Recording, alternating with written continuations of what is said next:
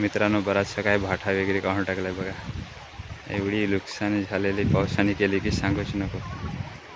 बरंचसं काही झालं आहे आणि पाऊस मी येतो इकडनं आल्या आणि इकडनं येत असताना ह्या सगळं शेताचे वाट लावली.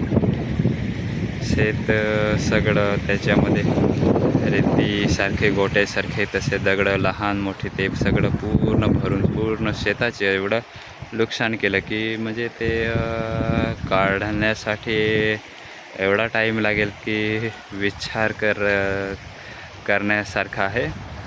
बरंचसं काही बरेचसे काही नुकसान झाली.